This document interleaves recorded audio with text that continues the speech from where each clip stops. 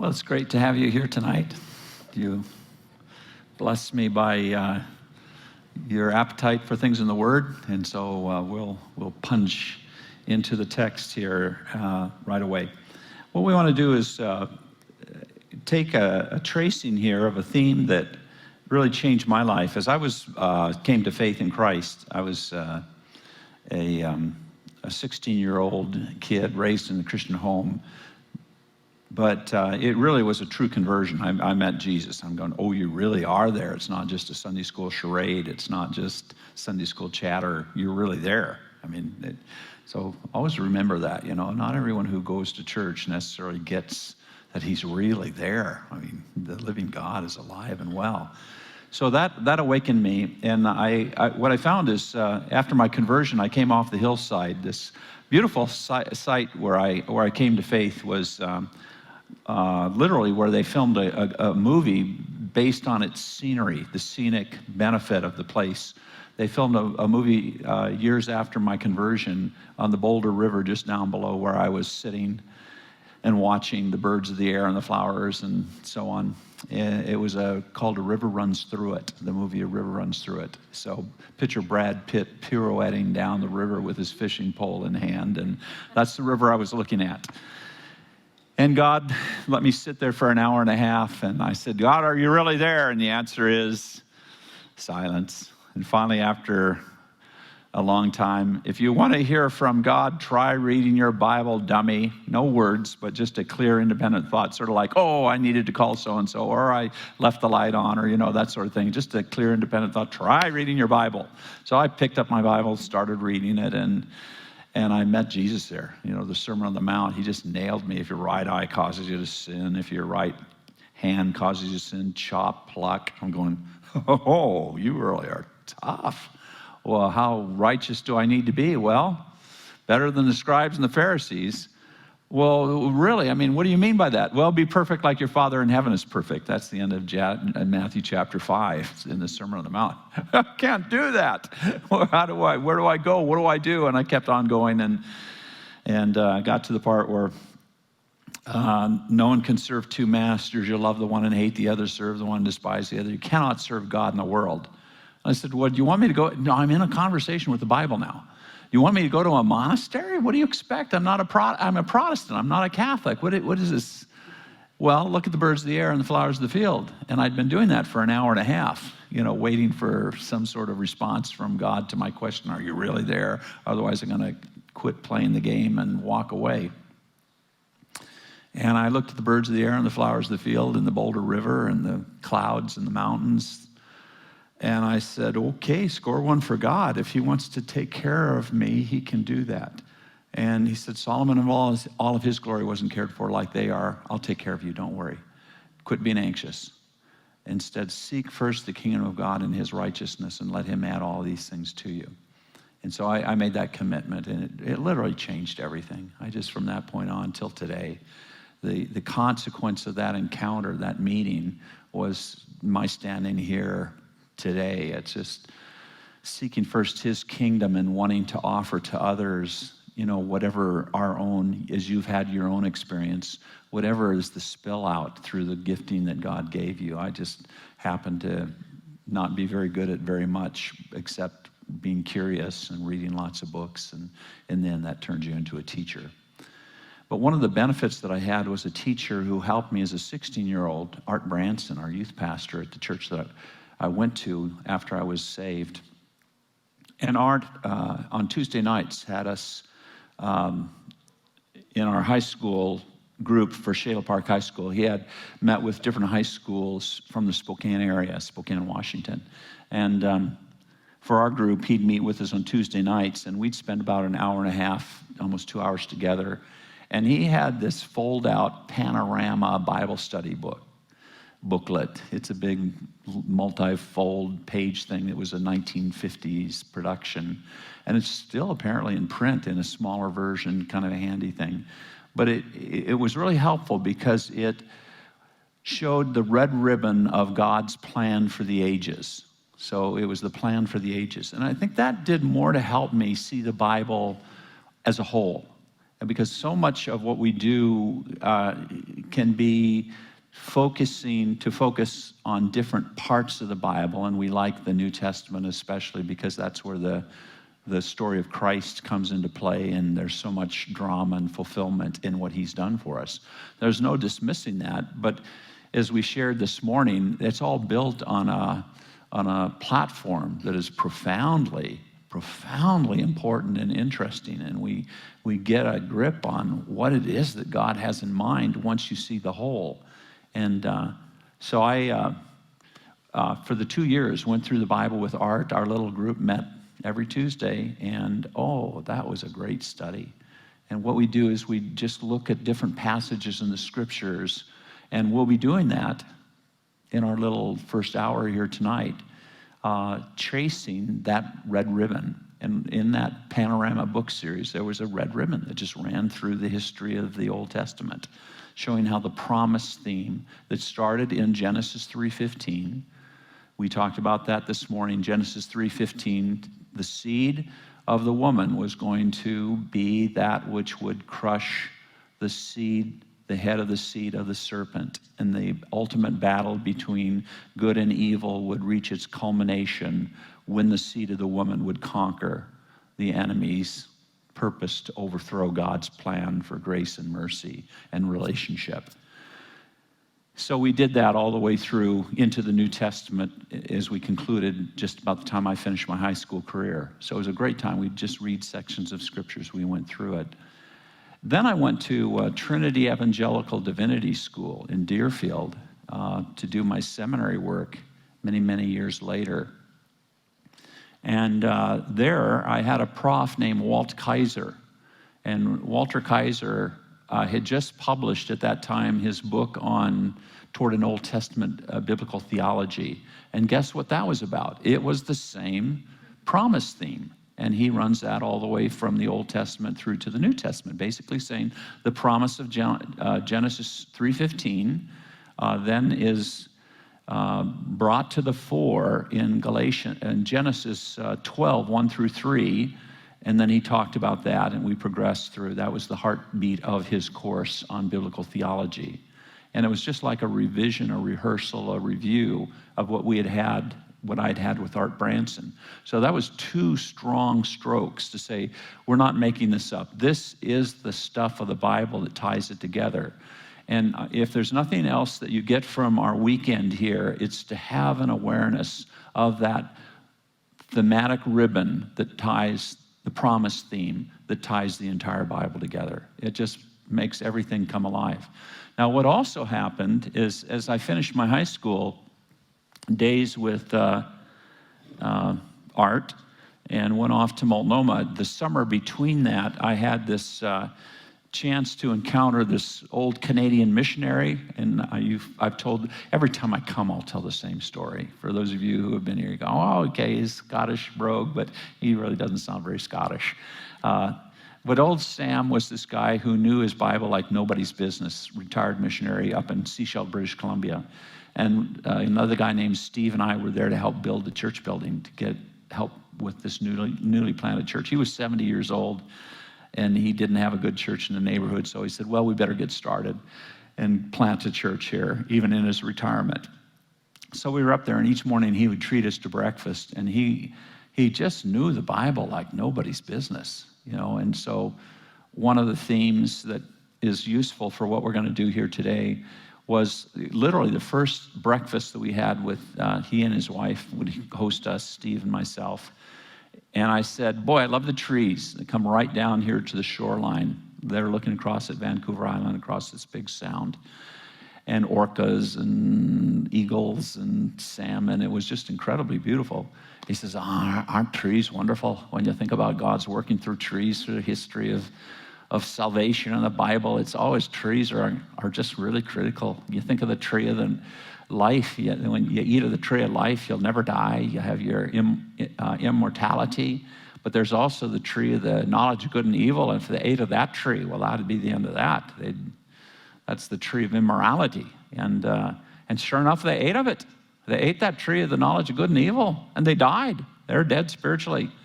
And God had made the promise that if they ate of the tree of life, they could keep alive physically. They'd have immortality. Well, there'd be no grace of God to wrap an immoral body, an immoral soul with an immortal body. So he chased them out of the garden, said, you cannot have any more of that fruit from the tree of life until we solve the problem of sin. And so he deals with the problem of sin. First of all, he says, no one's ever hung on a tree unless they're cursed by God. And sure enough, we get to the New Testament, and we find Jesus is hung on a tree. He's accursed by God. So he becomes a curse for our sake, not for his sake. He was sinless and perfect and righteous. And so he takes the curse upon himself, and that solves the problem of sin. And there we have it, the solution to sin. And we get to the end of the book of Revelation. What do we have again? The tree of life. So you could say the Bible is really a book from tree to waving tree. Oh, okay. Well, you see the thematic issues. And the next day, that reminds me of Melchizedek. You know, he's such an important guy there. Genesis 14, we have him show up from nowhere, and he does this thing with his relationship with Abram, who becomes Abraham, and he comes to have a living faith in God, and he gives 10% of everything he has to this high priest named Melchizedek. And then we get the promise in Psalm 110 that there's a priesthood of Melchizedek. And then we get to the book of Hebrews, and then he spends the rest of the breakfast talking about Melchizedek and Hebrews.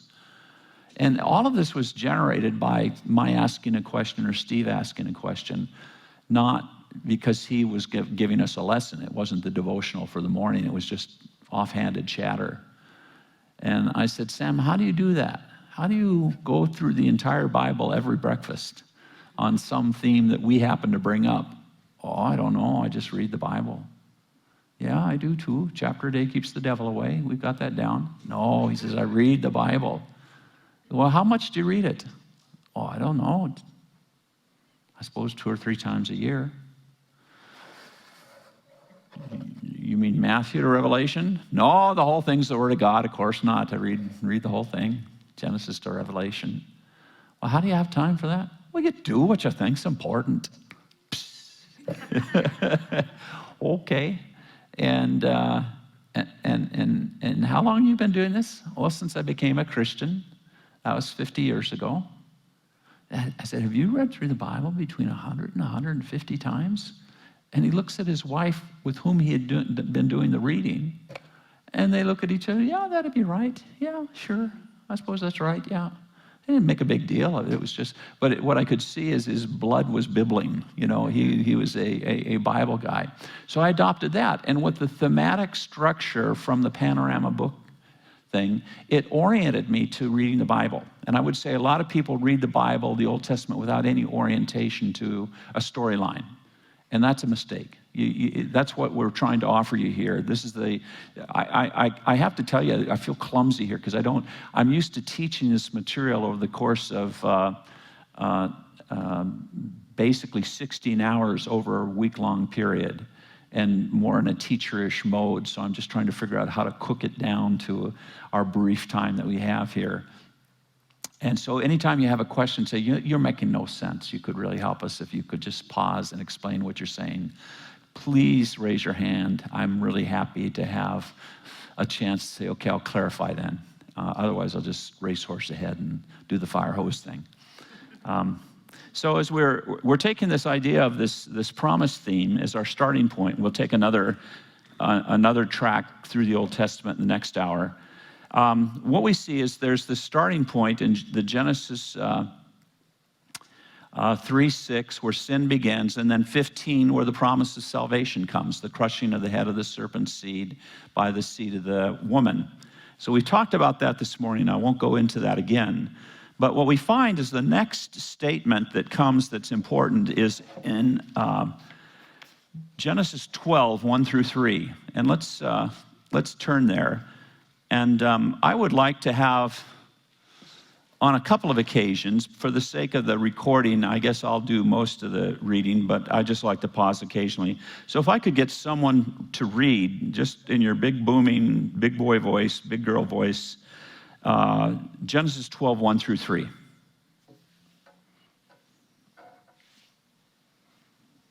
This is strictly voluntary, so who's the volunteer? Okay. The Lord said to Abraham, leave your native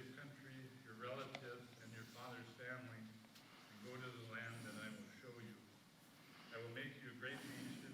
I will bless you and make you famous, and you will be a blessing to others. I will bless those who bless you and curse those who treat you with contempt.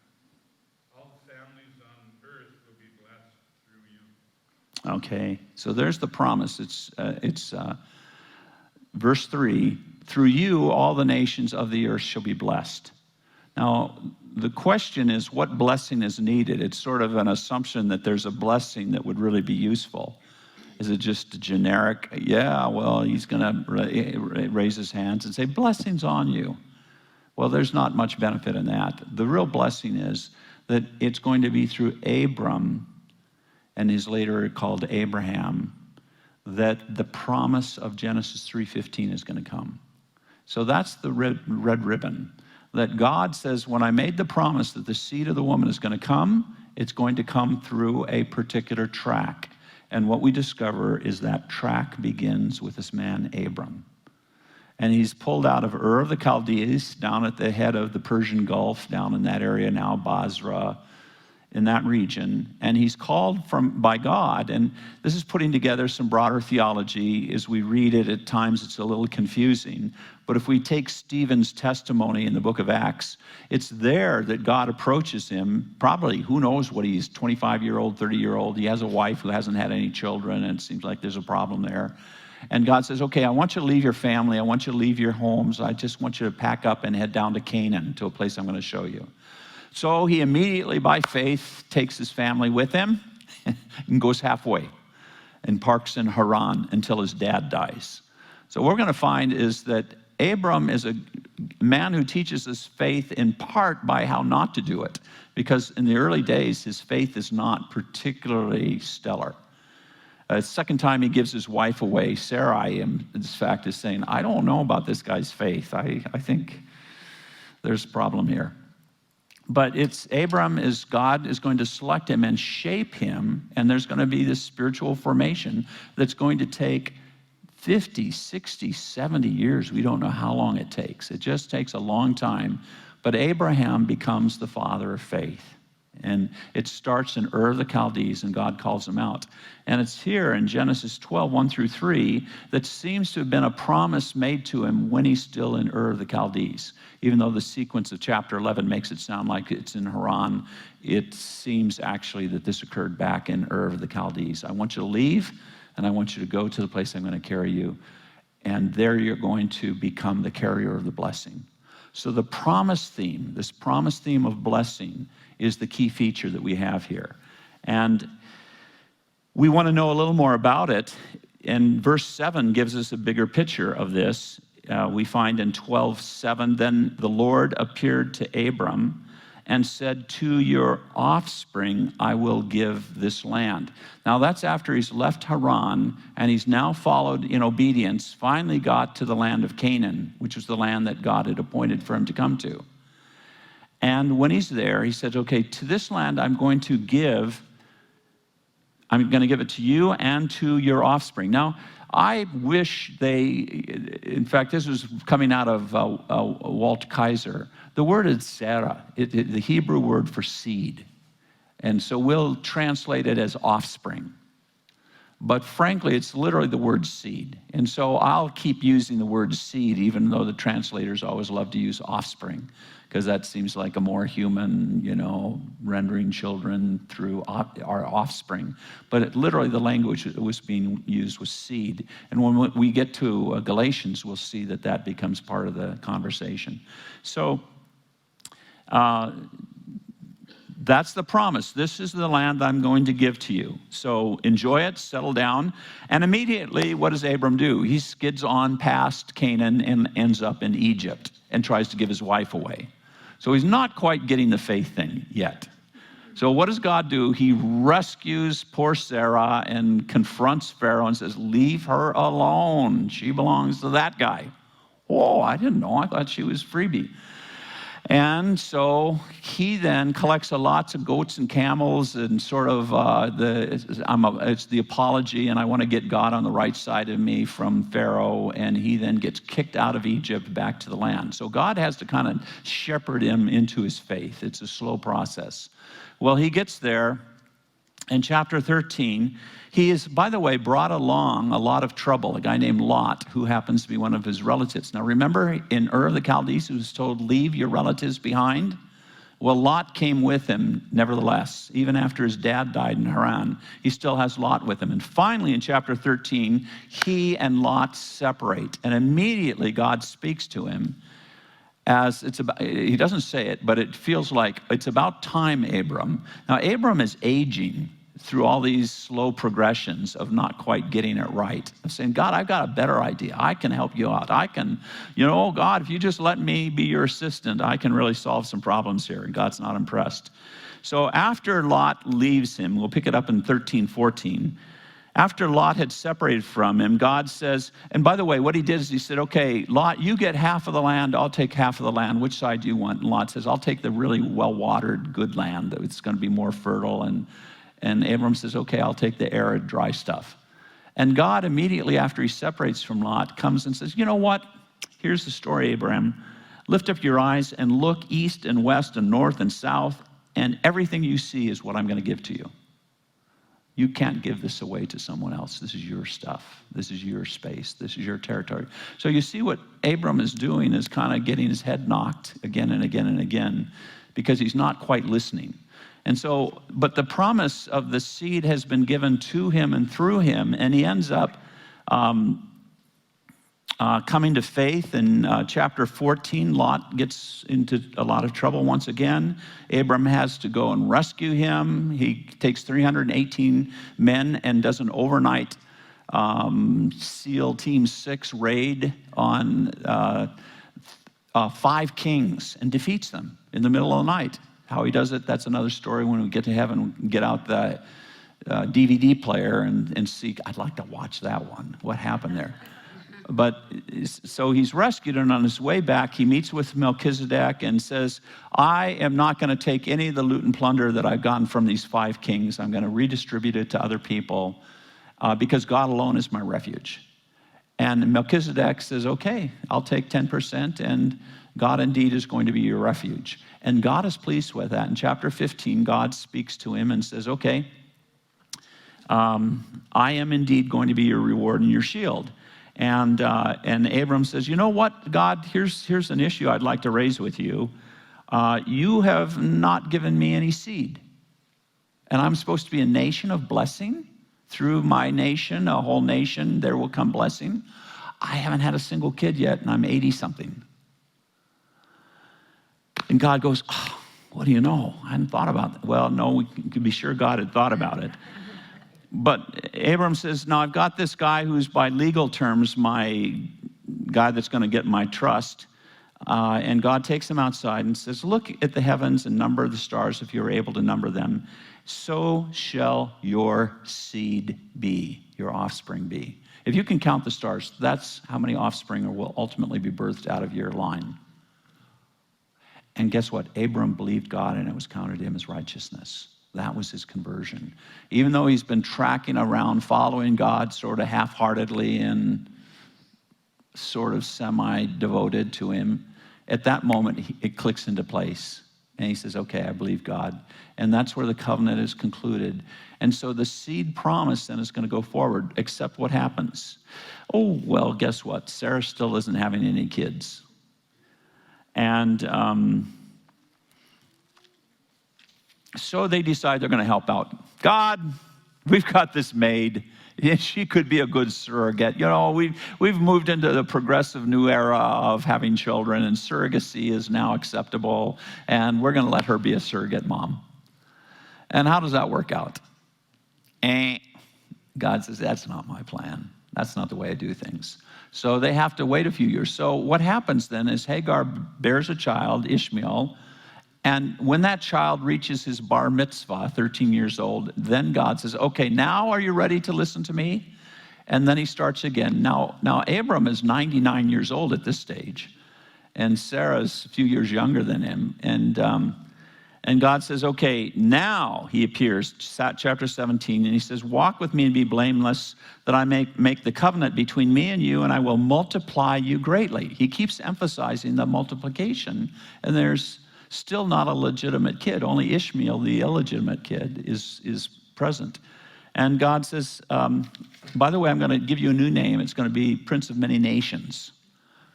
Just rub it in, God, the fact that he hasn't had any kids yet.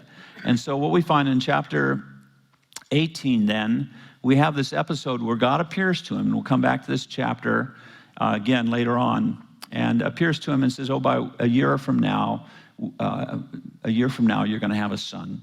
And sure enough, that happens. He has a son, and that becomes Isaac.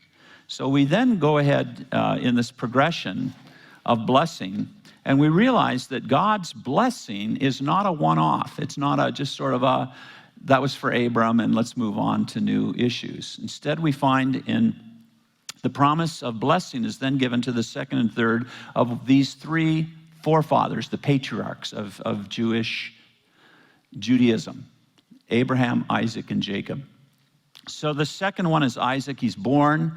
And let's skip ahead here. There's lots to the story, such as Abram trying to give his wife away one more time and some other rascally stuff. God tests Abram, and he finally, in chapter 22, starts to show some real faithfulness. So you see a transformation. By the time you get to 22 in Genesis, he's a transformed guy. He really has changed. He trusts God. And so we get to chapter 26, and he's wrapping up his life. And he dies, and his son Isaac now takes over.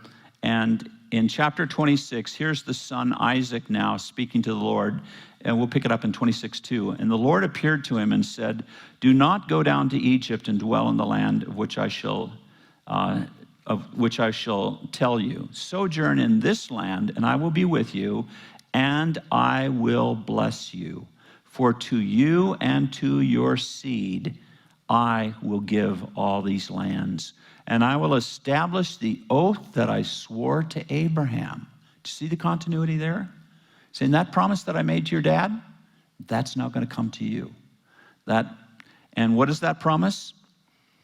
I will multiply your seed as the stars of heaven, and will give to your seed all these lands, and in your seed all the nations of the earth shall be blessed.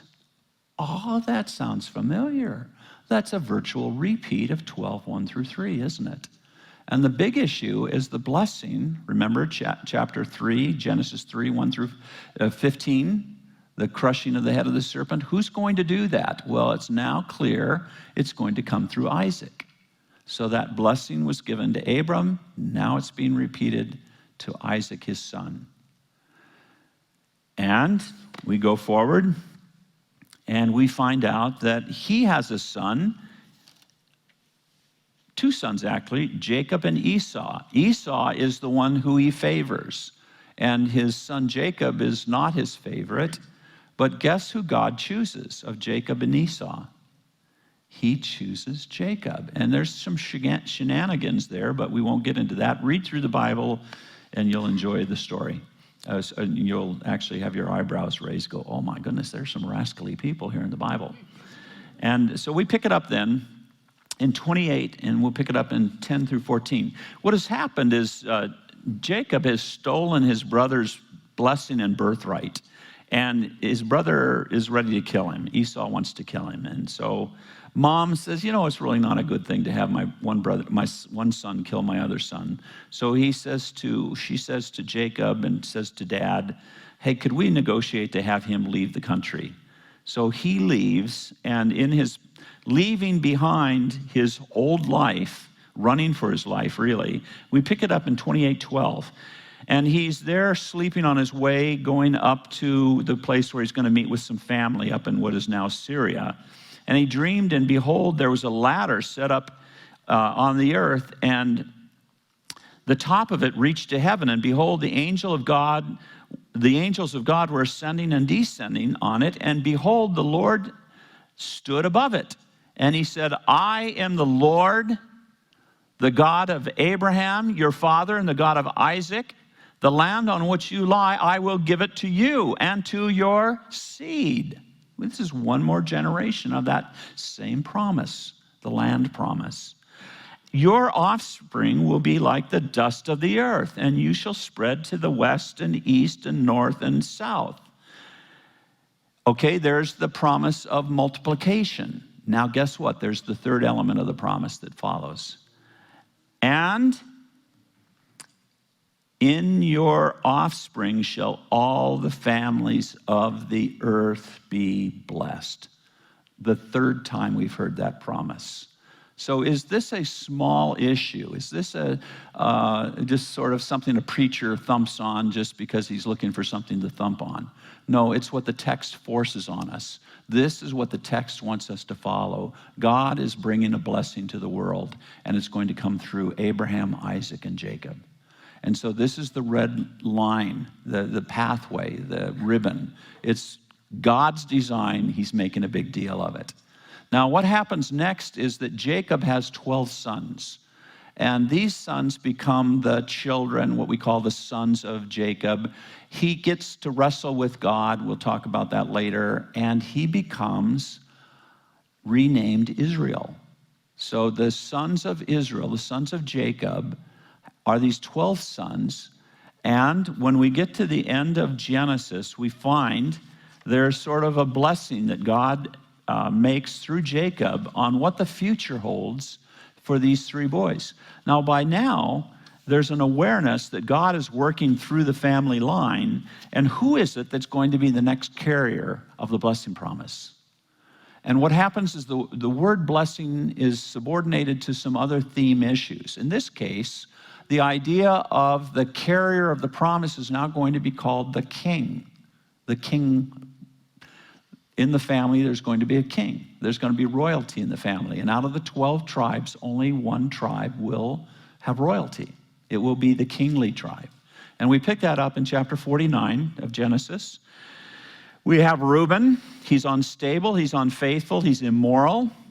And he's confronted and says, no, you're not the guy. Simeon and Levi are two guys that are really feisty. They are famous for having slaughtered a whole community of men after they had declared that they were going to come under God's reign and God's rule and were circumcised. And while they're still recovering from their surgery, very tender, Simeon and Levi come in with their swords and slaughter the whole community. And God says, you are not the guys. You are not the guys, even though Levi will later on become the head of the Levitical priesthood, his offspring through Aaron. So the next one who comes along is Judah. And guess what? It says this about Judah. Judah, verse 8, 49:8. Your brothers shall praise you, and your hand shall be on the neck of your enemies, and your father's sons will bow down to you. Judah is a lion's cub.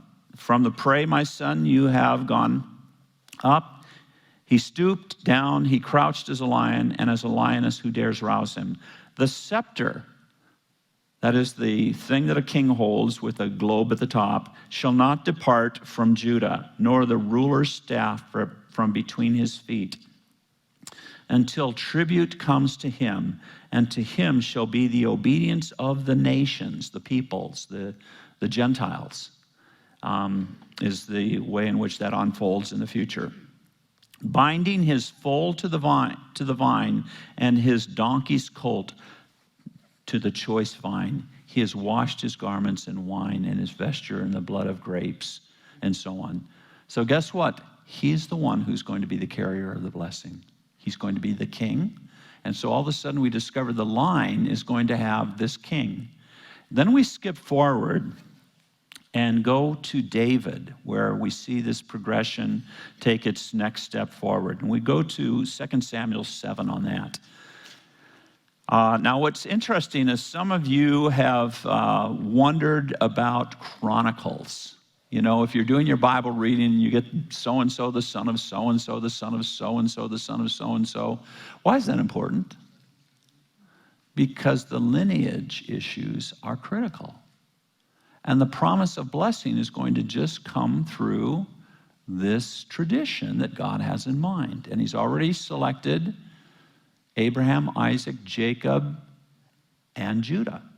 So who out of the Judean group of people is going to be selected. And when we get to 2 Samuel 7, we find out that David, this shepherd boy, who then is raised and with his courage becomes the king, is made king. He's chosen by God, and as he becomes king, he is concerned about God not having a place to have his Ark of the Covenant. He goes, we've got this ratty old tent that we still keep the Ark of the Covenant in. I'm dwelling in a nice palace. Shouldn't God have a nice palace for his dwelling place on earth? And he goes to the prophet that he's Nathan and says, hey, can I make a place for God? I don't want him dwelling in a tent. And Nathan presumes God wouldn't mind. Yeah, go ahead. But God comes to Nathan and says, no, that's not the plan.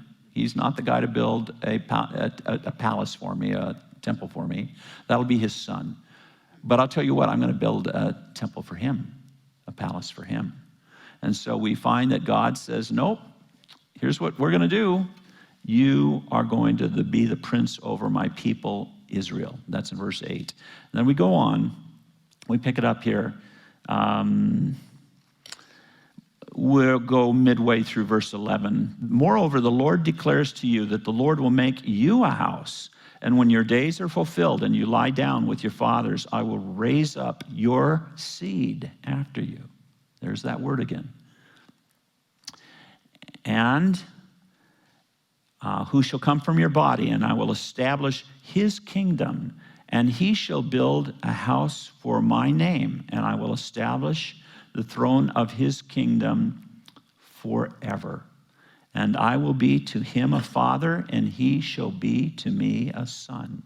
Now, if he commits iniquity, I will discipline him, and so on. I won't take my love away from him as I did from Saul. Verse 16, and your house and your kingdom shall be made sure forever before me. Your throne shall be established forever. It's a long time. So that means that you have a king or a kingly tradition that is going to follow through for all those years, and it's going to be the Davidic house, the house of David. And that is an eternal threshold. Now, it turns out, like we talked about this morning, about the two mountains and not knowing the space between, you have an immediate son who is Solomon. And frankly, Solomon proves not to be very godly. He starts well and ends badly. The greater son of David is going to come, and guess what? Jesus is from the lineage of David. And he has a life that is, how long? Eternal. When he's raised from the dead, comes back to life and can never die again. All of a sudden you start to see some foreshadowing going on here in this promise theme, that when we get to the New Testament, they'll be looking back to this promise as a really significant piece of God's plan for the ages and something for us to notice. So when we think about Christ in the Old Testament, the promise theme is where Christ is present.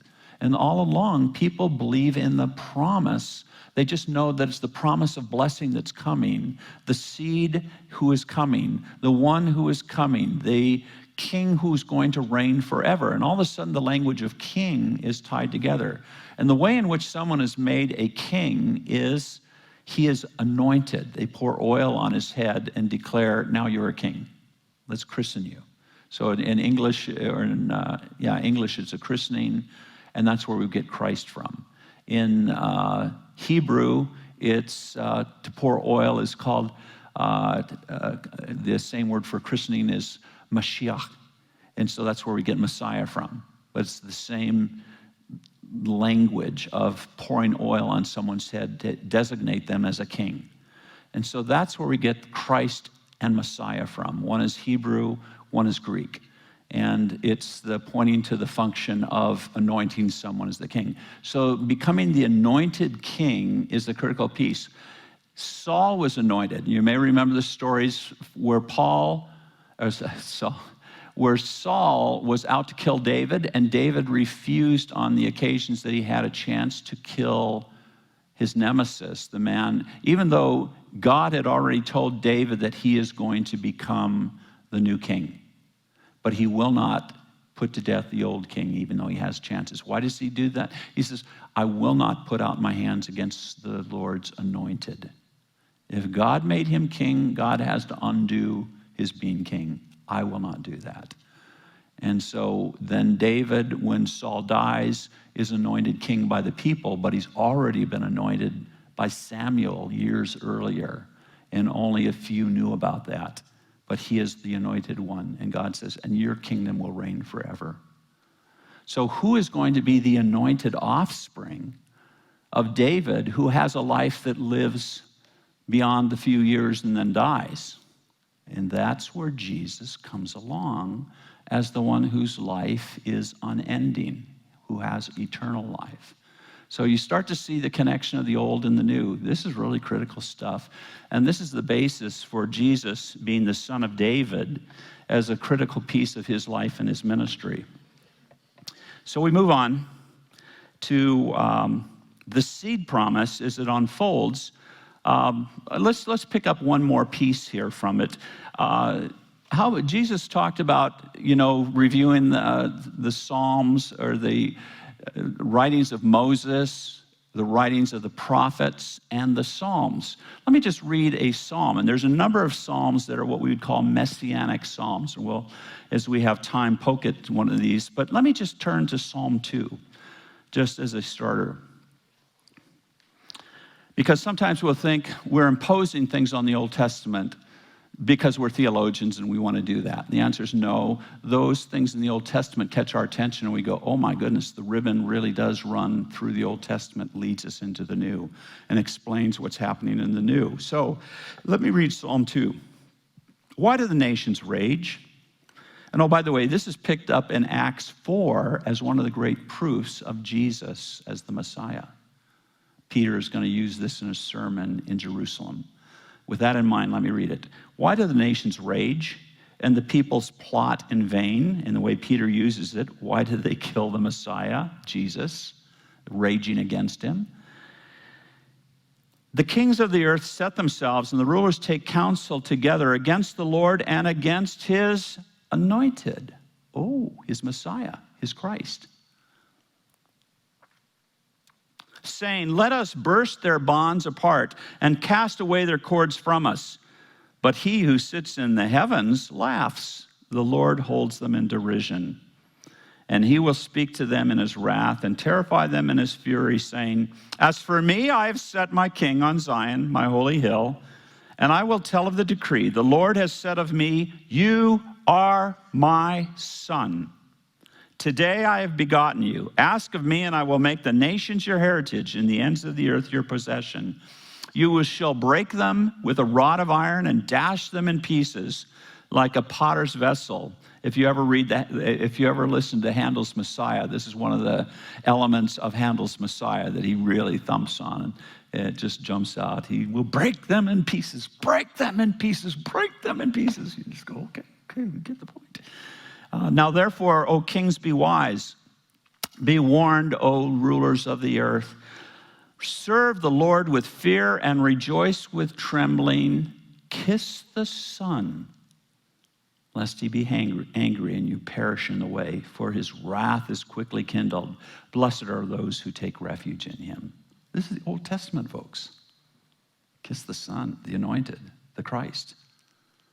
Wow. This is significant stuff. So when we get to the New Testament, Paul, as he has all of this raw material and much more that we're simply going to skip over for the sake of time, because we are going to give you a little break for some cookies, I want to finish up this particular run by going to Galatians chapter 3, where Paul is talking to Jews who have a point of view that doesn't include Jesus as the Messiah. And he's confronting them, and he says, no, Jesus is the Messiah. He is the anointed one. And you better respect him. Remember Psalm 2, you're in trouble if you don't kiss the Son. This is the measure of life and death. How are you relating to the Son, the Messiah, the anointed one whom the Lord has sent? Are you raging against him, or are you submitting and loving him and kissing the Son? So, as Paul picks this up, he says, I've been crucified with Christ, 2:20. It is no longer I who live, but Christ who lives in me. In the life I now live, in the flesh. I live by faith in the Son of God who loved me and gave himself for me. I do not nullify the grace of God, for if righteousness were through the law, then Christ died for no purpose. So he says, if you think that law keeping, being a good moral person, God gives us his moral commandments so we know how to live. And if you think that's going to save you, instead of having a change of heart, so you're living from the heart and doing what the law calls for, not by paying attention to the law, but rather discovering that when you love your neighbor, you never break the law that tells you not to violate your neighbor. See, the law is just secondary. It's something not even to look at. Instead, you look at Christ, the Son, the beloved one, who will call on you to care for your neighbor in a way that against such there is no law, as Paul puts it in Galatians 5, the fruit of the Spirit. Okay, so he's talking about these things. He says, what I want you to do is, when you started with the Spirit of God who saved you, do you now turn back to the flesh, to using the law to try and be righteous? Did you receive, picking it up in verse 2, let me ask you this, did you receive the Spirit by the works of the law or by hearing with faith? Are you so foolish, having begun by the Spirit of God, coming within, changing you? Are you now being perfected by the flesh? Did you suffer so many things in vain, if indeed it was in vain? Does he who supplies the Spirit to you for, being born again, work miracles among you and do so by the works of the law or by your hearing and by faith having your lives transformed? What's the basis? Are you working hard? Are you using Hagar? He's going to come back and use the Hagar thing. He says, anytime we think we're going to help God by keeping the law and doing things so that we bring in his kingdom, it's like Hagar. We're going to help God out. We're going to do things so that God can change the world with our muscles. And God says, through Paul, don't do that. Don't go there. This moralism doesn't cut it.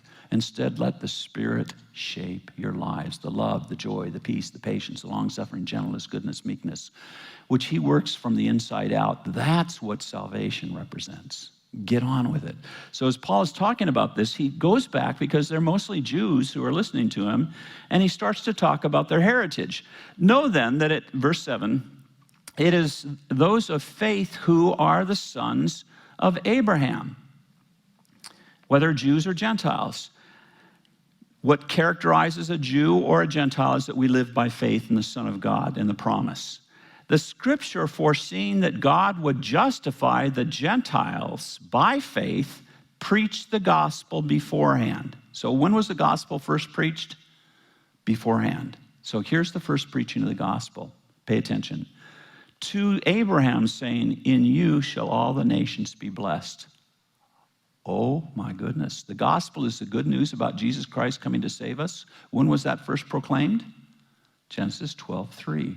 Through you, Abraham, all the nations shall be blessed. That's the gospel. And the one who is the blesser, Jesus, was in that as the seed who was promised. We didn't get the name until we get to Nazareth, but that's the same person. And so Paul wants to unfold that. So then, those who are of faith are blessed along with Abraham, the man of faith. Now, it took Abraham a little while to get there.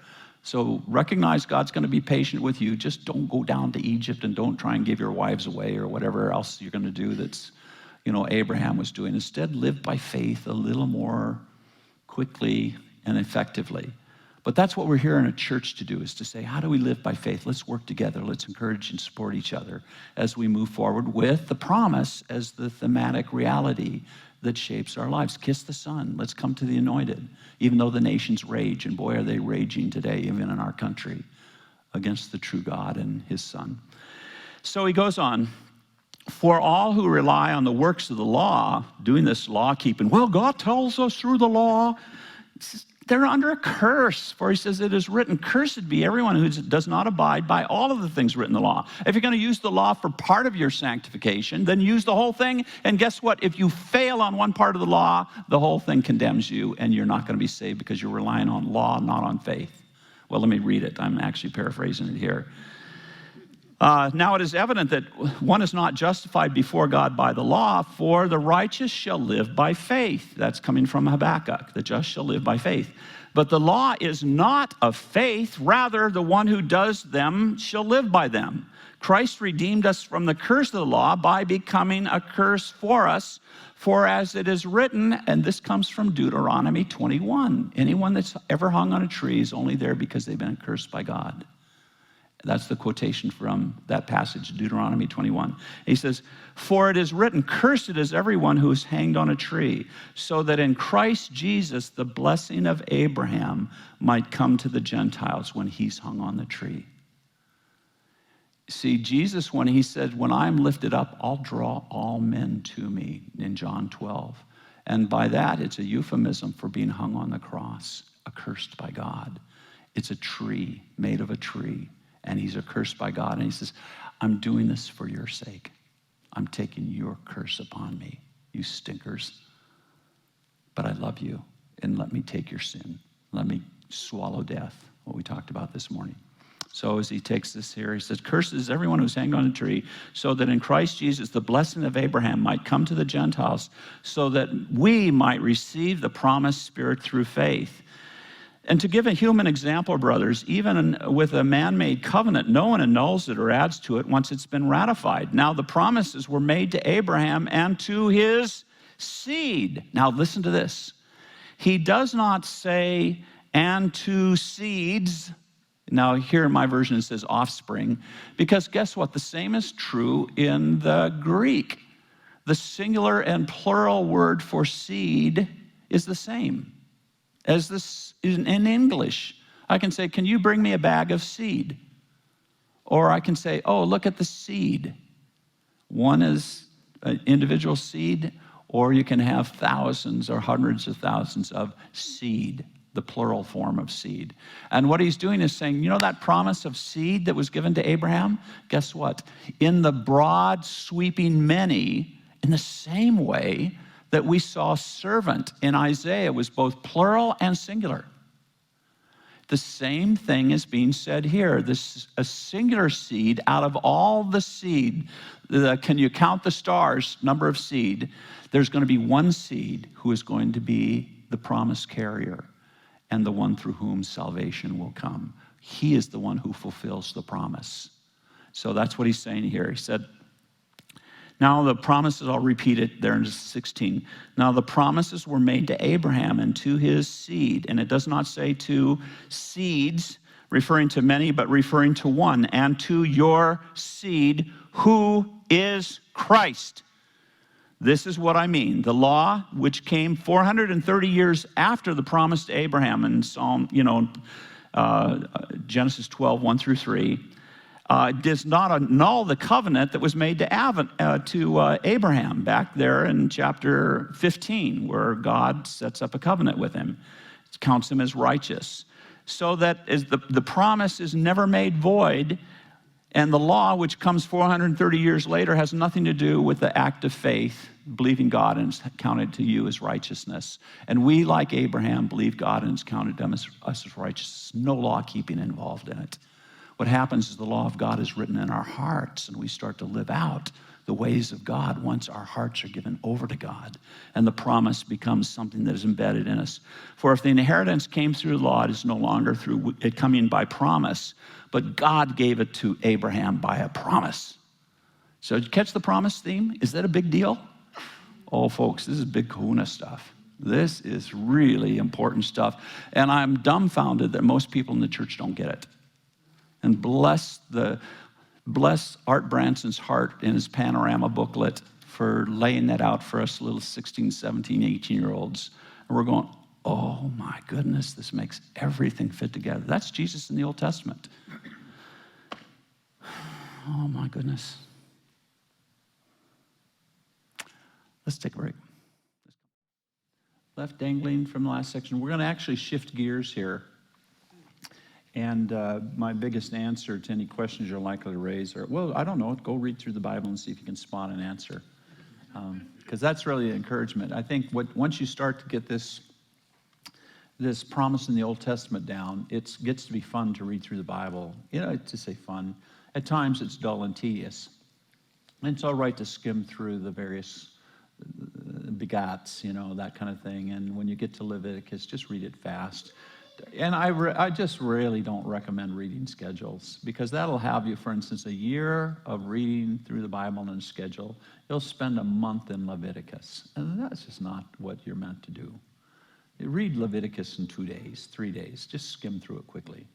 There's some wonderful stuff in it. I am holy. I want you to be holy. Without the shedding of blood, there's no remission of sin. There's some rich stuff there, but just don't sit there and try and say, now what does the fat on the kidneys have to do with,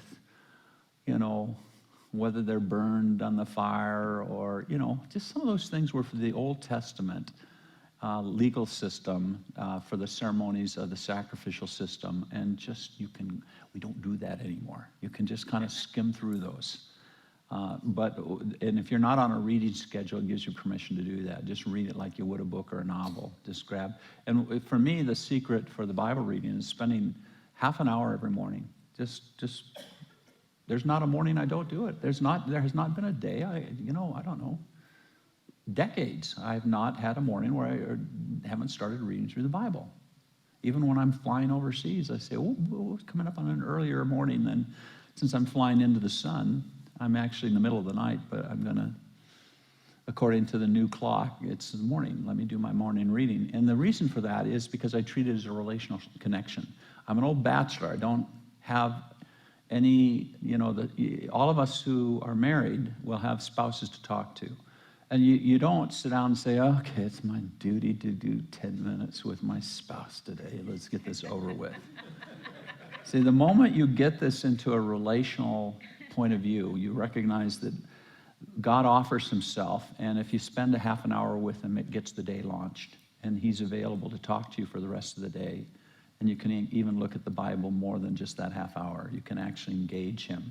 But what I do is I find that it takes about 10 minutes to get through the noise. The noise of my Bible reading is where I can't concentrate.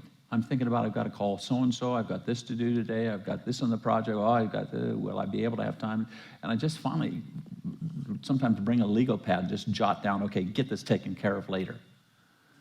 And after 10 minutes, I get into I'm actually paying attention. And the next 20 minutes is the sweetest time in the world.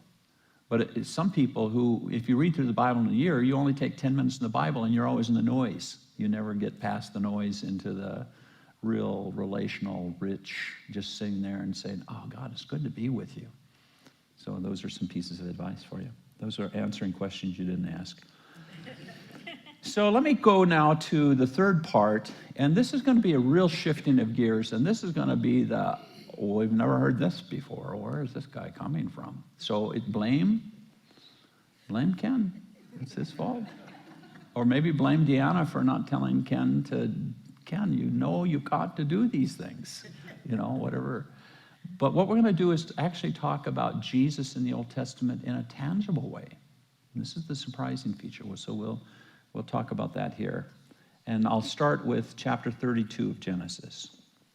And this is Jacob getting his name changed. Now, Jacob has got a problem because he doesn't do well in relationships. Okay, he gets he has this wife that this gal that he really likes, Rachel. Remember that story? Oh, he is smitten. And his uncle, his whatever relationship he is, says, oh, yeah, I'll tell you what, if you don't have any money, but if you work for me for 7 years, she's yours. That pays the bride price. Oh, that's great. Of course, they have the wedding. In those days, they didn't have great lights, and they probably had a little too much wine. And he finally got to be with his bride in the dark, a little too much wine, and he wakes up in the morning and discovers it's Leah, the less than attractive sister, who's also single. And he goes, what is this? Oh, I forgot to tell you, Laban says. In our culture, the older has to get married before the younger. So, that's why we slipped Leah in on you. And, she's now your wife. So can you tell the relationship between Jacob and Laban? Now, Jacob has just run from his brother who wants to kill him, Esau, because he's stolen his birthright and his blessing. So he's a scoundrel, and he runs into another scoundrel, his father-in-law. So his father-in-law lets him work for him for another 7 years and then keeps changing his wages to cheat him as much as he can. And finally, Jacob runs for it, and he gets away from his stepdad who wants to kill him, but God meets with him in the night and says, don't touch him. So he doesn't kill him. But he's coming back to meet Esau, who the last time we heard from Esau wanted to kill him. So he just doesn't know where he's going to land, and he just says, but he's the one that gets the promise. He's one of the promise gift, through you the blessing, if you can count the stars, that's how many offspring you're going to have. He's going, okay, God, remember that, the pillar to heaven thing, and he has the dream, and he goes, okay, God, and he refers to that. He says, you're the one that told me to trust you, so here I am. I don't know how it's going to work out. So here's this episode as he's utterly distressed, as he's facing the fact that he's got his brother coming with 400 and some men. And that's not exactly a welcoming party. It's a raiding party. It's out to slaughter the unloved brother. So that's a story you can read and see how that turns out. But in the night, 32:22, in the same night he rose and took his 2 wives, his 2 female servants, his 11 children, and crossed the ford of the Jabbok River, which is a dividing river between where he's been living and to where he's going. And he took them and sent them across the stream and everything else he had. And Jacob was left alone, and a man wrestled with him until the breaking of the day. Who is this man that just comes up and says, hey, let's have a wrestling match? No context. It's one of these things when we get to heaven, the Bible tells us all we need to know about all we need to know, not all of what we wish we knew about all we want to know. Okay, so this is one of those, what is this about? And so there's this wrestling match, and they wrestled until the breaking of the day, and when the man saw that he did not prevail against Jacob, he touched his hip socket, and Jacob's hip was put out of joint. That's just a horrible thought, as he wrestled with him. And then he said, let me go, since the day is broken, for the day is broken. But Jacob says, I will not let you go unless you bless me. Well, he knows something about this guy being able to bless him. And he said, what is your name? And he said, Jacob. And then he said, you shall no longer be called Jacob, but Israel. A big name change. For you have striven with God and men and have prevailed. You've succeeded in your wrestling. Then Jacob asked, please tell me your name. And he said, why is it that you ask my name? And he blessed him. So Jacob called the name of the place Peniel, which is Hebrew for I saw the face of God. That's what Peniel means. For I have seen God face to face, and yet my life has been delivered. Who was he wrestling with? He thinks he was wrestling with God. And that's why he wanted the blessing. And he was wrestling over the issues of life and death. Jacob, Esau, Jacob, his father-in-law, Laban. And he's wrestling with God over those issues, literally, not figuratively, in a wrestling match. And somehow he knows something, and he wants to know the name of this one he's wrestling with. And he concludes, I wrestled with God. And that's what he's saying. God says, yeah, go ahead and call yourself God wrestler. That's who you are now. Israel, God wrestler. Now, what's weird about this is this statement, I have seen God face to face, and yet I survived. What? Why does he think he shouldn't have survived, even if he somehow wrestled with God? Well, that sets up this tension that comes in the Bible, and we can pick it up in Judges 6:22. Let's go there.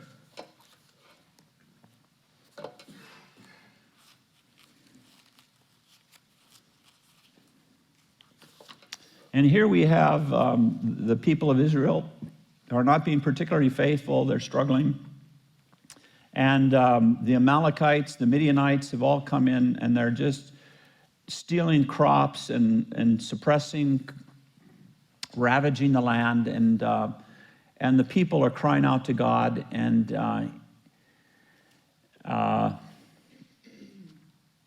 And then it turns out this one guy, Gideon, is among the people trying to hide the wheat that they've harvested from the raiders that are coming by. So we'll pick it up in verse 11.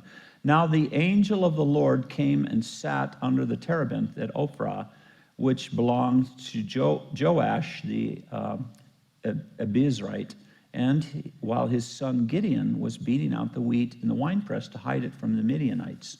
And the angel of the Lord appeared to him and said, the Lord, and by the way, capital L-O-R-D that you see there, that means Yahweh. That's the word, the personal name of God. I am who I am. I am that I am. The angel of Yahweh appeared to him and said, Yahweh is with you, O man of valor. And Gideon said, please, sir, if Yahweh is with us, then why has all of this happened to us? And where are all his wonderful deeds that our fathers recounted to us, saying, did not the Lord bring us out of Egypt? But now the Lord has forsaken us and given us into the hand of Midian. And the Lord turned to him and said, go in the might of yours and save Israel from the hand of Midian. Do not I send you? Could someone comment on that verse? Does anything catch your attention? Who is talking to Gideon? It said at first the angel of the Lord, right? But who does it say in this sentence, this verse? He says, and Yahweh said to him. The title that is given to this angel of the Lord is Yahweh. Now, this raises a theological tension because we know from the book of Hebrews there's this beings that are lower, humans are lower than the angels and angels are less than God. So angels are this state of this group of beings. But here's another reality in that, the use of the word angel. It just literally is the word for messenger, the communicator. So the communicator of Yahweh comes and is talking with him. And it turns out the communicator of Yahweh is Yahweh himself. That's the literal reading here of what's going on. In the same way that's what impressed Jacob. I wrestled with God himself. I've seen God face to face, and yet I survived. So with that, recognizing that angel may mean a group of people, but typically angelic beings actually have titles for their status, who they are, what they are. Seraphim, cherubim, technical titles for these beings that are messengers for God, workers for God. So to say that an angel is therefore other than God is a little bit like saying, in the beginning was the Word was with God, the Word was God, means it can't be God because Word seems somehow less than fully God, unless God exists eternally as a communicator.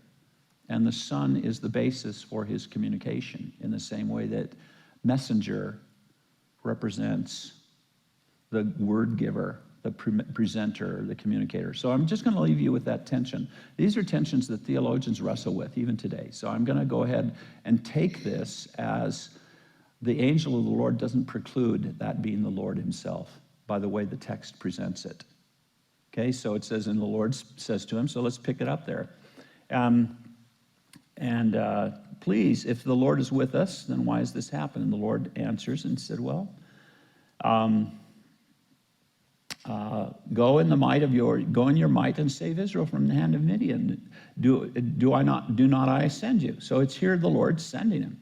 And he says, please, Lord, how can I save Israel? For my clan is the weakest in Manasseh, and I'm the least in my father's house. And Grand Rapids is nothing compared to Minneapolis, St. Paul. I mean, I'm just nothing. And the Lord said to him, but I will be with you, and you shall strike the Midianites as one man. Get on with it. But it's the Lord who said that. Did you catch that? It's not the angel said to him. It's the Lord said to him. So we'll just take that on board. And so he then finishes this episode where he does a sacrifice then. He prepares a young goat, and he puts the meat in a basket, and he puts it on a fire. And the angel of the Lord, verse 20, said to him, take the meat of the unleavened cakes and put them on this rock and pour the broth over them. And so he did. And the angel of the Lord reached out the tip of the staff that was in his hand and touched the meat, and the unleavened cakes, and the fire sprang up from the rock and consumed the meat and the unleavened cakes, and the angel of the Lord vanished from his sight.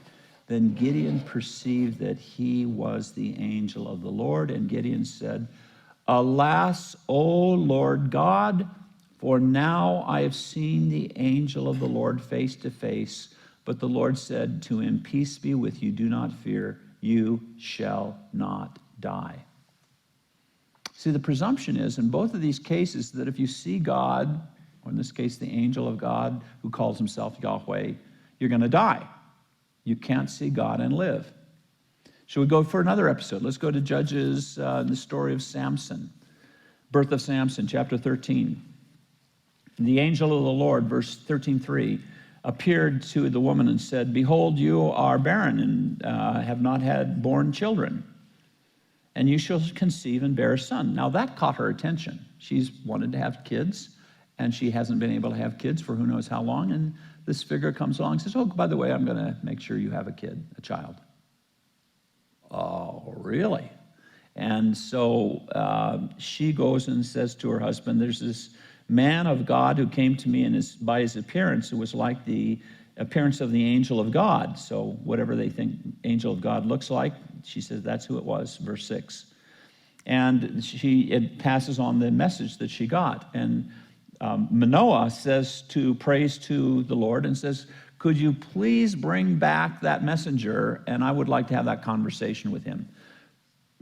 And what are we to do with the child that will be born? And God listened to the voice of Manoah. And the angel of the Lord came again, and they sat in the field and had this conversation.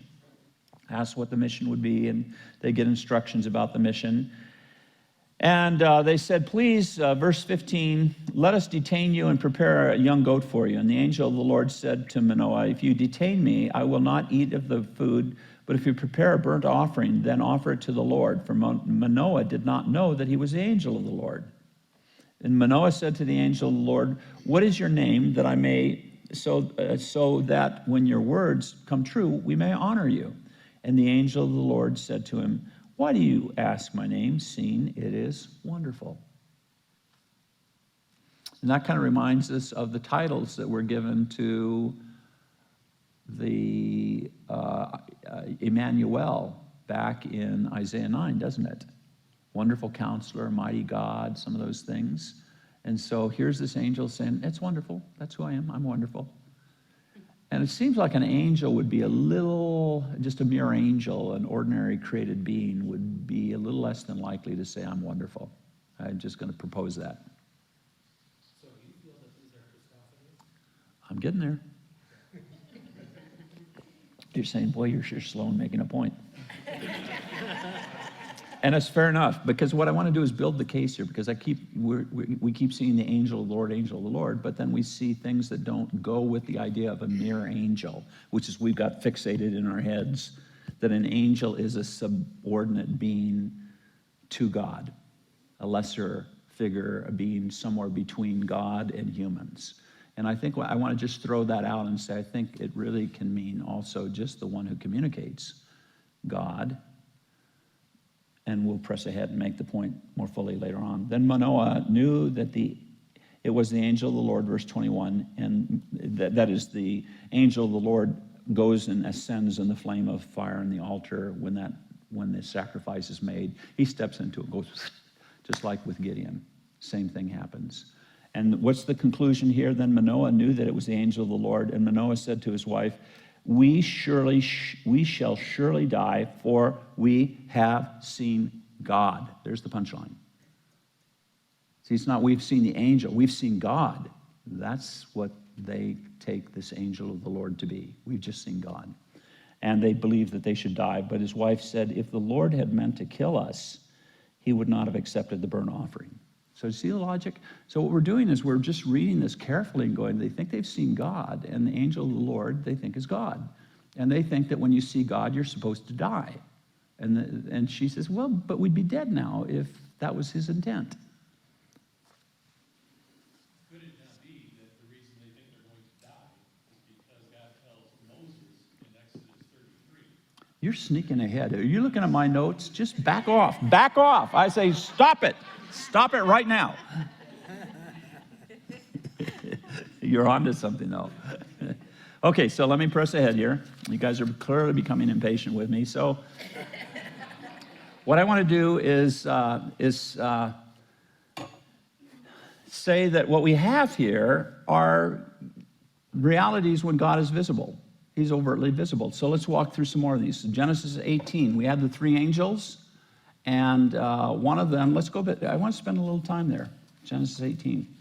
These three angels, the question of having the promised seed, remember the Hagar experiment didn't work. That was doomed. No, that was not according to the plan. And God says, no, I'm going to bring along, and a year from now you're going to have the child. And sure enough, the child comes. So let's, in chapter 18, let's track that a little bit. We pick it up in verse 1. The Lord appeared to Abram, or now he's called Abraham, by the oaks of Mamre as he sat by the door of his tent in the heat of the day. And he lifted up his eyes and looked, and behold, 3 men were standing in front of him. And when he saw them, he ran from the tent door to meet them and bowed himself to the earth. And he said, Lord, and this is not capital L-O-R-D, not Yahweh, but it's just Master. If I found favor in your sight, please come and have a meal with us. And so they come in and they have this conversation. Verse 9, they said to him, where is Sarah, your wife? And she's hiding next door, listening through the tent door. She's in the tent. And the Lord said, notice, one of these 3 angels is now called what? Verse 10, Yahweh. And Yahweh said, I will surely return to you about this time next year, and Sarah, your wife, shall have a son. Now, and Sarah was listening at the tent door behind him, and Abraham's and Sarah were old, advanced in years. He's 98 or 99, and she's, way past bearing children. So Sarah laughs and says, oh, come on, give me a break. And the Lord said to Abraham, 13, why did Sarah laugh? Is anything too hard for the Lord?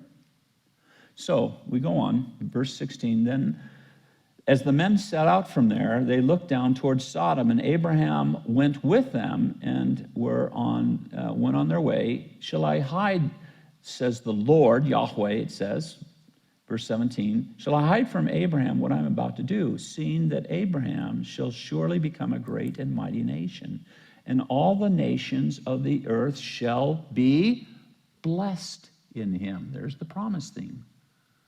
So he's significant. Shall we include him in our decision making? For I've chosen him that he may command his children and his household after him to keep the way of the Lord, Yahweh, by doing righteousness and justice, so that the Lord may bring Abraham what he promised to him.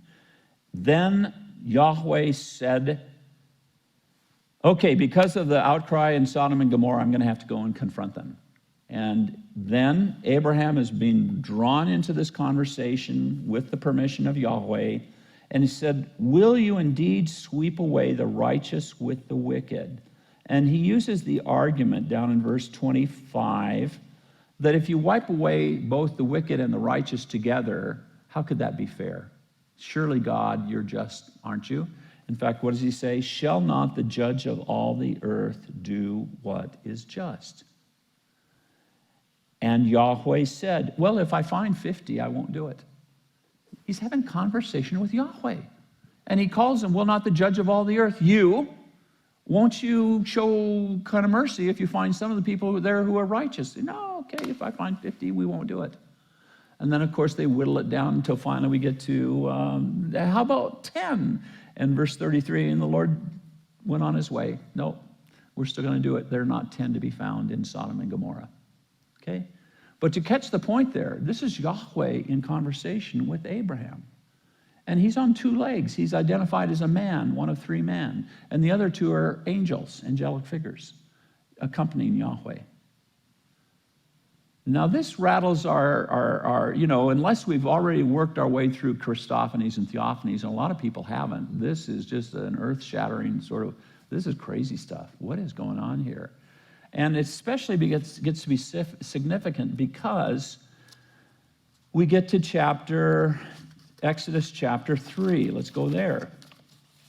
And we see that the story gets even more interesting on this question of who is this one Yahweh and the angel of the Lord.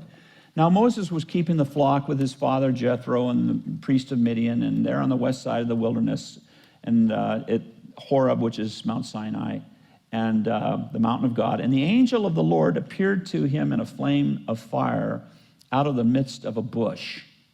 Now we talk about the burning bush, and boy, we miss the point. It's the angel of the Lord who is fiery, and he's in the bush, and it makes the bush look like it's on fire, but it's not the bush that's on fire, it's the angel of the Lord. Now, have we ever had an occasion where someone just looks like they're on fire? How about the Mount of Transfiguration? Jesus says, okay, here's who I really am. Oh! Okay, that's all. Just wanted to let you know. Now you can go back and tell the people down below that you've seen the kingdom, me and my kingdom. You've got a little snapshot. That's who I really am. Okay? But he was like fiery white and just, sort of incredible. In the same way in the book of Revelation, you get the portrayal of Jesus as flaming and you cannot even describe this crazy reality of what it is to see Jesus. Okay, so with that in mind, what are we seeing here? Well, you've got this angel of the Lord who is like he's on fire, and yet the bush that he's standing in is not burned. And verse 4, when Yahweh saw that he turned aside to see, God called to him out of the bush. It's not angel of the Lord called him. He says God called out of the bush. And he's called Yahweh. And he's the angel of the Lord. All collectively the single being that is there. We don't have three separate beings. We have one being who is God, the angel of the Lord, and Yahweh.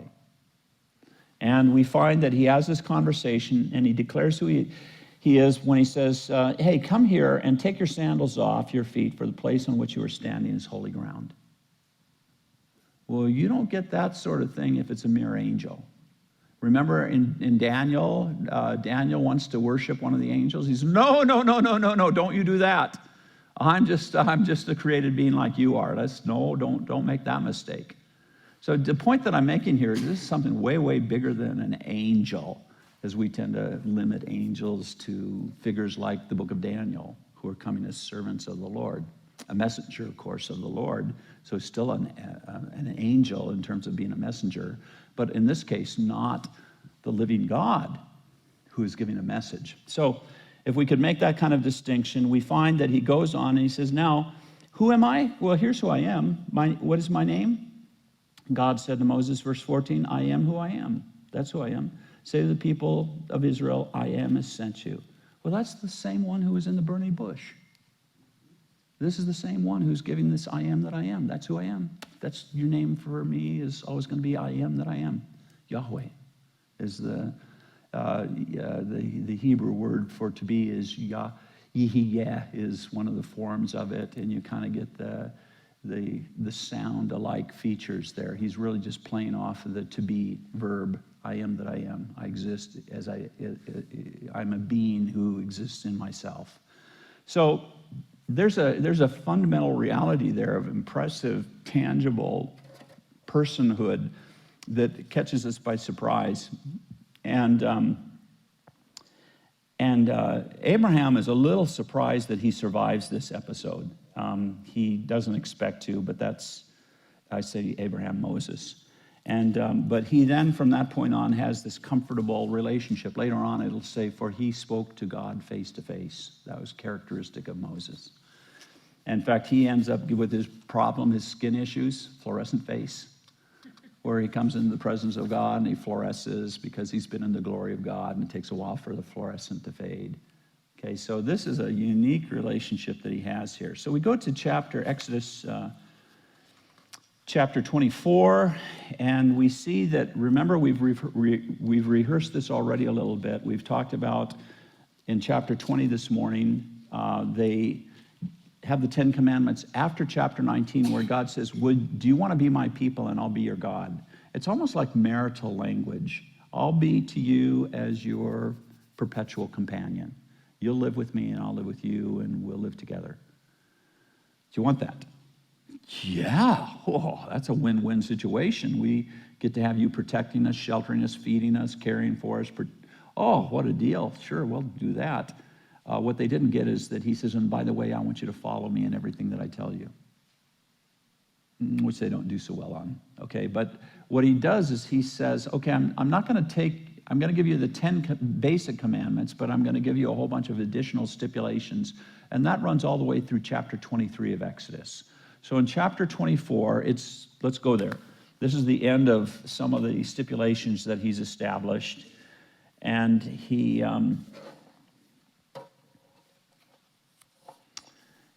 says in 24, okay, come up to the mountain, you, Aaron, come up to the Lord is what he says. Come up to Yahweh. You, Aaron, Nadab, and Abihu, the 2 sons of Aaron, 70 of the elders of Israel, and worship from afar. Moses alone shall come near to the Lord, to Yahweh, but the others shall not come up to be near him. And the people shall not come up. Anyone else shall stay at the bottom of the mountain.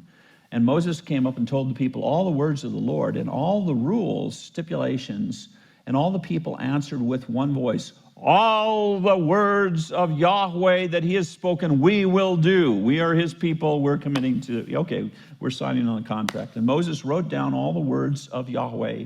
And he rose early in the morning and built an altar in the foot of the mountain and 12 pillars according to the 12 tribes of Israel. And he sent young men of the people of Israel and offered burnt offerings and sacrificed peace offerings of oxen to the Lord. And Moses took half the blood and put it on the basins, and half the blood he threw against the altar. And he took the book of the covenant and read it in the hearing of the people. And they said, all that the Lord has spoken we will do, and we will be obedient. Then Moses took the blood and threw it on the people. Behold, the blood of the covenant that the Lord has made with you in accordance with all these words. Then Moses, Aaron, Nadab, and Abihu, and the 70 of the elders went up, and they saw the God of Israel. And there were under his feet, as it were, a pavement of sapphire stone, like the very heaven for clarity. And he did not lay his hand on the chief men, and the people of Israel. They beheld God and ate and drank.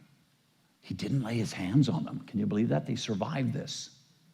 So they saw God and survived. Once again, notice that there's always this statement, somehow we survived when we saw God. They're not expecting that. It seems a rule that if you see God, you're going to die. He'll consume you. It's just too big for you. You're just not ready for it. In fact, back in chapter 19, they had God present himself, and the mountain shook, and lightning and fire and flames, and they're down at the foot of the mountain. And they said, and they heard him speak. They could hear his voice aloud. And they said to Moses, don't ever let that happen again. Could you just be the one who endures that stuff and tell us what he says? That we don't. This is too scary for us. Okay, so that's this thing of engaging with God. It's not. It's a strange reality. So all of that is okay. So they meet with God and they see him. Wow. Let's go to 33. Exodus 33, and I already had someone sneaking ahead and reading ahead, and that's just not fair. You don't read ahead unless you're doing a Bible read-through. Then you can do that.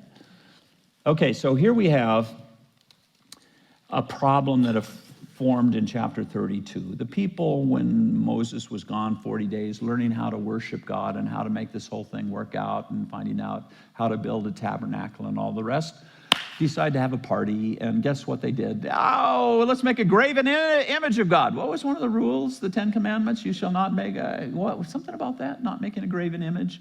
And guess what they had experienced back in Egypt? Apis, the bull god. Well, let's make a calf god. Whoa, won't that be fun? Out of gold. It's just sort of a reminder of what God is like. You know, we just need something tangible. We're tangible people. And, you know, God couldn't have been that serious about that command. Who knows what they were thinking? And Aaron says, okay, I feel peer pressure and I'm ready to cave in, so let's just do that. And so they do it. And God is up on the mountain. And he says, we better stop things here. Things aren't going so well back in the camp. And Moses comes down off the hillside and discovers the people have been let loose, as he puts it. And God says, I will not travel with these people any longer. Because if they claim to be my people and they're going to be like this, I am like a consuming fire. I'll consume them. In fact, what happens to Nadab and Abihu when they give a false form of offering later on? they come and bring this new uncommanded incense offering, and they come into the glory of God, and they're toasted. They both die. They're burned to death by the glory of God. So that's what God is saying. You got to recognize this. To be in my presence inappropriately is to be consumed. That's why they're afraid of God, because those are reports. If you get around God and you're not ready to be around God, the chances are you're going to go toast, gone, consumed. And so sure enough, God is saying that to Abraham, I'll get my names right, Moses. He's saying, no, if I were to go with these people, I'd consume them. I can't travel with them. And Moses goes, wait a second. You read this on your own. It's all in there. Well, here it is. We're reading 33, verse 3. Go up to the land of milk and honey, but I will not go up among you, lest I consume you on the way, for you are stiff-necked people. Say to the people of Israel, verse 5, you are stiff-necked. If for a single moment I should go up among you, I would consume you. I can't do this. I can't travel with these people. They made a vow. They made a commitment. Chapter 24, they made the commitment, and now they've already violated. They're like a bunch of prostitutes, just immediately going out and doing a trick. I will not live with these people. They're impossible to live with. And Moses then says, no, God, I can't take them out without you. If I travel, if I'm supposed to lead them and you're not going to come, I'm not going anywhere. You've got to come with us. You can read the details on that. And plus that, you said you're going to bring up this people. You've got to show a way for this to work. Now it says in verse 11, thus the Lord used to speak to Moses face to face as a man speaks to his friend. So he has this intimate relationship with God, going in face to face, coming back with fluorescent face. Then we find he's negotiating with God. Please show me a way. Show me. And he says, if I found favor, verse 13, in your sight, show me your ways that I may know you in order to find favor in your sight. Consider too that this nation is your people. And he said, my presence will go with you and I will give you rest. And he said, if your presence will not go with me, do not bring us up from here. For how shall it be known that I have found favor in your sight, I and your people? Is it not your going with us so that we are distinct, and I and your people from every other people on the face of the earth? You've got to be with us. God, how can we resolve this? The people are clearly sinful, but you're not surprised by that. God, what's the solution here? He's crying out, God, I don't know what to do, but I'm not going to go anywhere. So he's bold. Moses is bold, but he's bold on the basis of what he knows about God. He's not trying to come as an outsider from God. He's had this face-to-face relationship, and he says, God, I know you made the people for a relationship with you. You've got to solve this. How are you going to solve it? And so he says, and is it not your going with us that we are distinct? And so on. And the Lord said to Moses, this very thing I have spoken, I will do, for you have found favor in my sight. So he said, okay, Moses, you're right. I have made the commitment to be with the people. And I've made a commitment to you, and I'm committed to you. All of a sudden, we discover Moses really has a significant role in this. Go ahead, question? Well, one about line 20, it said, he said, you cannot see my face, for no man can see me and live. Well, that's what I was going to read next. Well, okay, beat you to it. There it is. And you see, that's what is the startling moment here. No one can see my face and live. Duh. Moses it just said he meets with him face to face. They went up on the mountain, they saw him face to face. They saw his face. And it says, no one can ever see me face to face. And guess what? The liberals win. They say the Bible is full of contradictions, and that what we really have are a group of conflicted manuscripts that have been stuffed together. One manuscript tradition has it that God can be seen. Another manuscript that tells the stories of God from the early days has a God who cannot be seen. And so now they're being stuffed together in an awkward story that just doesn't make any sense at all. So let's abandon our Christianity and call it a night. We're finished. It's not worth worshiping a God who is so confused and can't communicate any better than that. And that's what you would get if you go to a liberal seminary or you go to a university and do a class on religions. And history of religions and Christianity would pose this passage as a dramatic conflict from which there is no resolution. The God who cannot be seen versus the God who can be seen. Oh yeah, we've got a problem with this. Let's go to John chapter 1. Let's just skip out of this stuff and avoid it. Close with a word of prayer, maybe. I don't know. It's discouraging. Why did you bring this guy in, Ken? Just create nothing but doubts and problems for us. Okay, here it is, chapter 1. I just thought it would be an encouraging text to go to after what we've been reading. In the beginning was the Word, and the Word was with God, and the Word was God. He was in the beginning with God.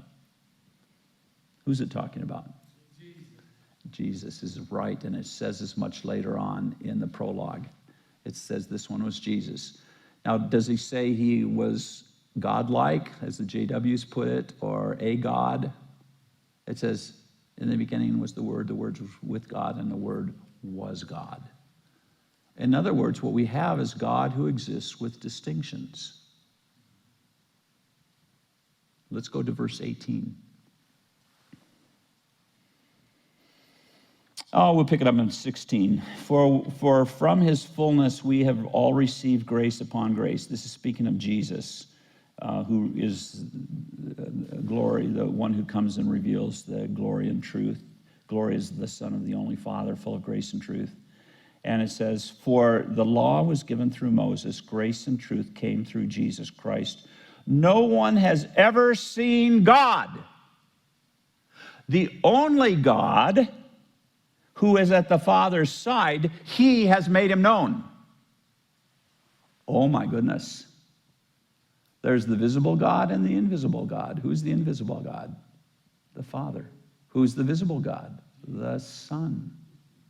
Who's present on the mountain back in Exodus? The visible God. And who is Moses negotiating with? The invisible God, who says, I can never show you my face, even though he's been visiting with the visible God. And you see what we find is coherence all the way through the scripture, and those rascally liberals need to read their Bibles. And what we'll find is passages elsewhere that affirm the same kinds of things.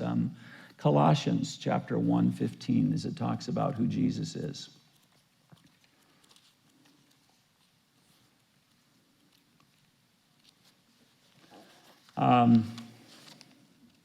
He is the image of the invisible God. Could that be any clearer? Jesus is the image of the invisible God, the firstborn of all creation. That is to say, of all creation, he was present in that creation and that he formed it, but he existed before the creation. Okay? That's in Colossians chapter 1, verse 15. For by him all things were created in heaven and on earth, visible and invisible, whether thrones or dominions or rulers or authorities, all things were created through him and for him. He is before all things, and in him all things hold together. Hey, we're not finding it. Colossians. Wrong one, sorry. Okay. I'm pretty sure that's what we're talking about. Okay, but you catch that? We'll skip over the top of it because we just, he is the image of the invisible God. That's who Jesus is. And it says that the Father is invisible. Well, that's a constant all the way through. No one can ever see God. And what happens is in the confusion of emerging revelation, they say, well, if you see God, you have to die because no one can see God and live. Well, what happens is they don't understand the Trinity, and that's a problem for the church today. Philip says, oh, show us the Father and we'll be satisfied. And Jesus says, have I been with you so long? Do you not get it? When you've seen me, you have seen the Father. I and the Father are one. The Father's in me, I'm in the Father. Settle down. Amen. I am the one who reveals the same thing in the book of Hebrews. He's the image of the radiance of God, and he's the God who walks on two legs. The Father never walks on two legs. Who's in the Garden of Eden? The God who walks on two legs. and he is looking for his bridal couple. Take what it says in chapter 2:24. A man shall leave his father and his mother, and the two shall become one flesh. That's in chapter 2 before the fall. Chapter 3, God's walking in the garden with his first Adam and Eve couple. And Paul takes in chapter 5 of Ephesians, he says, that passage 2:24, that's actually speaking of Christ in the church.